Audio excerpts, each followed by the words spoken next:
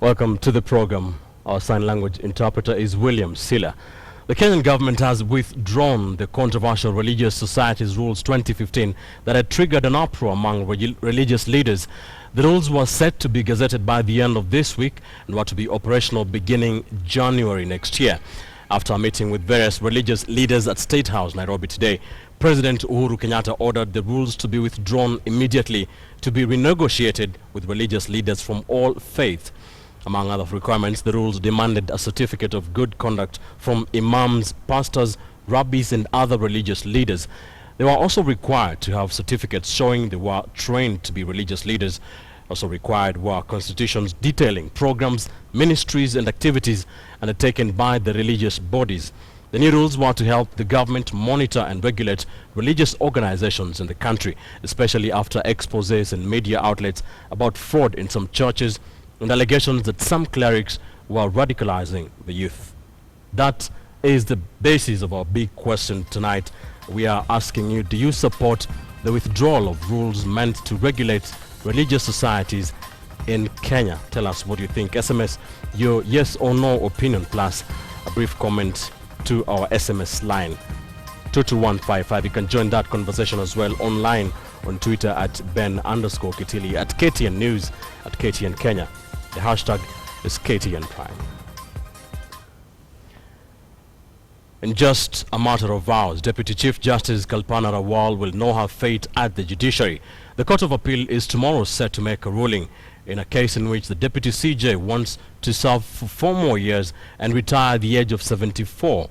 This contrary to her employer, the Judicial Service Commission, who wants her out immediately after she recently attained the age of 70.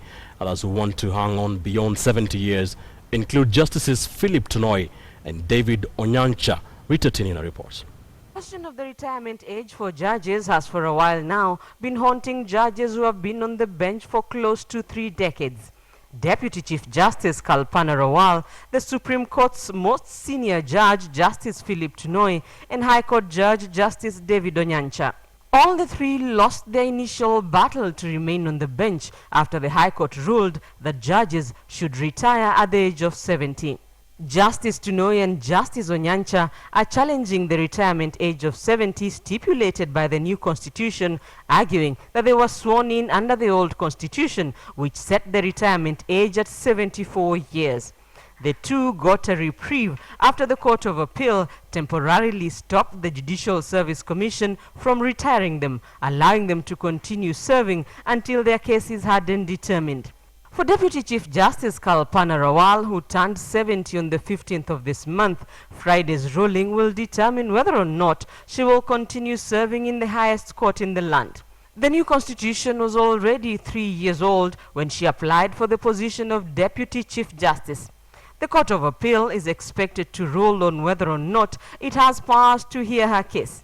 If it rules it has the power, it may issue temporary orders allowing Rawal to stay in office until it hears the case.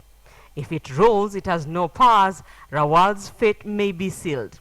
Several hurdles prevent her from moving to the Supreme Court, where she sits as one of the 7 judges of the court. Chief Justice Dr. Willy Mutunga and Supreme Court Judge Smokin Wanjala are members of the Judicial Service Commission, which is a respondent in the retirement case, and so cannot sit on the bench to hear the matter. Rawal and Tunoi, who are challenging their retirement, are interested parties and cannot be part of the bench, leaving only 3 Supreme Court judges. The Supreme Court is properly constituted by 5 judges. The Justice Tunoi and Justice Onyancha retirement case is yet to be heard, even as Justice Tunoi faces another battle following allegations that he received a 200 million shilling bribe from Nairobi Governor Evans Kidero to rule in his favor in an election petition. For Justice Rawal, the Court of Appeal's ruling will be decisive. Rita Tinina, KTN News. Kenya's Kalenjin Council of Elders KO chapter now wants the judiciary to suspend the team investigating bribery allegations involving Supreme Court Judge Philip Tunoi. The elders say this will pave the way for a traditional oathing cum cursing ceremony to determine who between Justice Tunoi and his accuser Geoffrey Kiplagat is telling the truth. The elders, led by Joseph Cherono, say the traditional ceremony, only to be performed by grey-haired and senior members of the community, will unearth the truth because they do not have faith on the bribery probe team constituted by the Judicial Service Commission. The cursing ceremony, known as Muma, is a blood-chilling traditional ceremony meant to solve disputes and is believed to have dire consequences, including death and madness on those perpetrating impunity or lies.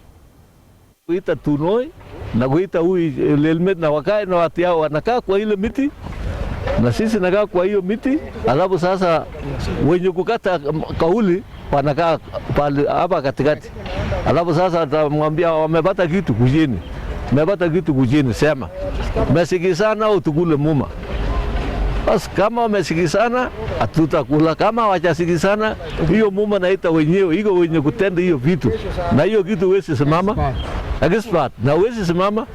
Kama wewe ulisema uongo wewe simama, hata wewe watasema unataka wiki moja au wiki mbili au mwezi mmoja, na hiyo ukisema omba si wanaomba wenye mtu atasema pea sisi mtu fulani.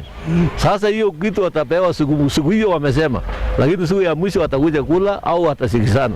Sasa sisi tungetaka hiyo kitu turudishiwe, tukalize chini hawa, na hiyo muma itafanyika ndio tamaliza hiyo kitu nataka haribu chini ya hiyo. Interesting. Let's see how that judicial process pans out. Between the legislature and the judiciary, which arm of the government is more corrupt?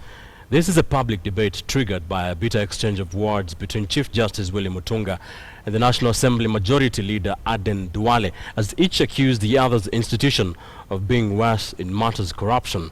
KTN's Moremi Mwangi now widens the scope of this debate to include the perception of analysts and other Kenyans.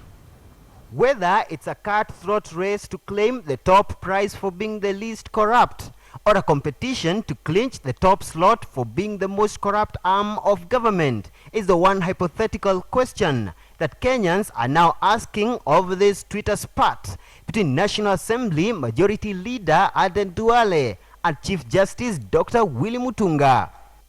We will hold our anti-corruption bodies accountable now going forward, and that there is no sacred cow in this government. None, including myself. There is none. But it is the 200 million shillings bribery allegations against Supreme Court Judge Philip Tunoi, which has now tilted the corruption spotlight on the judiciary and seemingly given credence to Dr. Willy Mutunga's recent statement that Kenya is a bandit economy run by mafia-style cartels of political chiefs and corrupt business people. But just who is the most corrupt in Kenya? Corruption has been a way of life in this country. We planted the seeds at the time of independence. The founding father used to tell us on public platforms that he had slain the elephant, and it was up to everyone to sharpen their knives and bring them out. And he would say that if you are caught in the process, it's up to you. And he would remind us that even independence was not given on a silver platter, that we grabbed. In Kiswahili used to say tulinyakua. Kwa hivyo the implication was that tuwe wanyakuzi.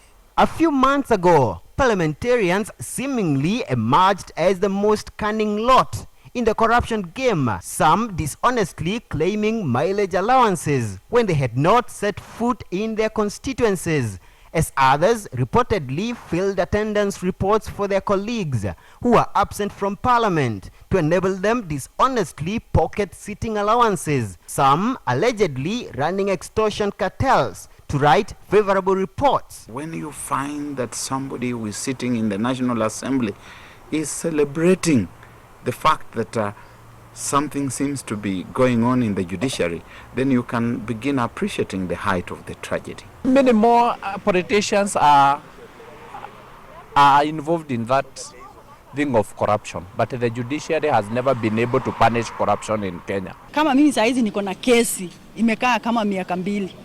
Unaenda unapata kesi imepewa date. Ukiingia unapata ati kumeandikwa ati kesi yako imeahirishwa, hata hujui date, hujaambiwa date, unaambiwa enda ucollect date. Before the tide turned on the judiciary over Justice Tunoi's bribery saga, the executive arm of government was at the center of the attention over the wave of corruption in various ministries, notably the embezzlement of 791 million shillings from the NYS slum upgrade project and an attempted theft of yet another 695 million shillings under the same Ministry of Devolution and Planning, and President Uhuru Kenyatta's purge of the cabinet that axed 6 cabinet secretaries has done little to restore public confidence. Wale wanaocheka, wale walio katika bunge, hao ndio mafisi wafisadi wa hali ya juu zaidi. We have reached a level where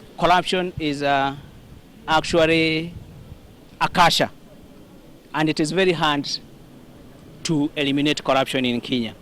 The parasite of corruption has struck yet again at what Chief Justice Dr. Willy Mutunga described a few days ago as a bandit economy, this time in the judiciary.